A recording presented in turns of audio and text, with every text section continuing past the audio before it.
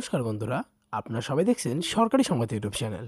বন্ধুরা, যদি আপনাদের বাড়িতে কোনো কৃষক বা যদি আপনিও একজন গরিব বা দরিদ্র বা খেটে খাওয়া মানুষদের মধ্যে যদি একজন হয়ে থাকেন, তাহলে কিন্তু আপনাদের জন্য একটি বিরাট বড় সুখবর রয়েছে। হ্যাঁ বন্ধুরা, ইতিমধ্যে কিন্তু মোদী সরকারের তরফ থেকে আরও একটি নতুন প্রকল্প শুরু করা হলো। আর এই প্রকল্পে যদি আপনারা আবেদন করেন, তাহলে কিন্তু আপনারা সরাসরি আপনাদের ব্যাংক অ্যাকাউন্টে 40,000 টাকা পর্যন্ত পেয়ে যাবেন। বন্ধুরা, এই নতুন প্রকল্পটার নাম হচ্ছে ইন্দিরা গান্ধী জাতীয় সামাজিক সহায়তা কর্মসূচি।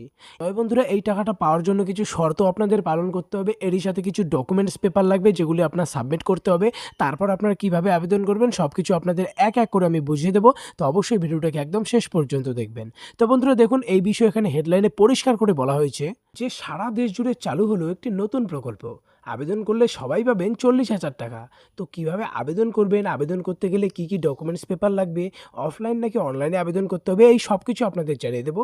এরই সাথে বন্ধুরা, যদি আপনারাও এই 40,000 টাকা সরাসরি আপনাদের ব্যাংক অ্যাকাউন্টে পেতে চান, তাহলে কিন্তু সবার প্রথমে ভিডিওটিকে একটি লাইক করে দেবেন। এরই সঙ্গে লাল রঙের সাবস্ক্রাইব বাটনটিতে ক্লিক করে পাশের বেল নোটিফিকেশনটা অল করে দেবেন। তো বন্ধুরা দেখুন, এখানে প্রথমেই বলা হয়েছে যে এই নতুন প্রকল্পের সুবিধা নিতে হলে আপনার বেশ কিছু ডকুমেন্টস পেপার থাকতে হবে এবং বেশ কিছু কন্ডিশন বা শর্ত পালন করতে হবে।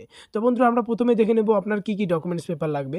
1 নম্বরে লাগবে আপনার ব্যাংক অ্যাকাউন্ট, 2 নম্বরে 2 কপি পাসপোর্ট সাইজের ছবি, ভোটার কার্ডের জেরক্স কপি, জাতিগত শংসাপত্র, স্থায়ী বাসিন্দার শংসাপত্র। এবারে বন্ধুরা কথা হচ্ছে এই টাকাটা পাওয়ার জন্য কি কি শর্ত পালন করতে হবে। তো এখানে দেখুন, প্রথমেই বলা হয়েছে অবশ্যই আপনাকে ইডব্লিউএস ক্যাটাগরি বা বিপিএল অন্তর্ভুক্ত হতে হবে। আপনার আবেদনকারীর বয়স 18 থেকে 60 বছরের মধ্যে হতে হবে। বিপিএল কার্ড থাকলে অবশ্যই সেটা দিয়ে দেবেন। 40,000 টাকা সুবিধা নিতে হলে আপনাকে কিন্তু এটার জন্য অফলাইনে আবেদন করতে হবে, আর অবশ্যই আপনাকে ভারতীয় নাগরিক হতে হবে। এরই সাথে আপনার পরিবারে যদি কেউ মারা যায়, তবেই কিন্তু আপনি এই প্রকল্পে আবেদন করতে পারবেন।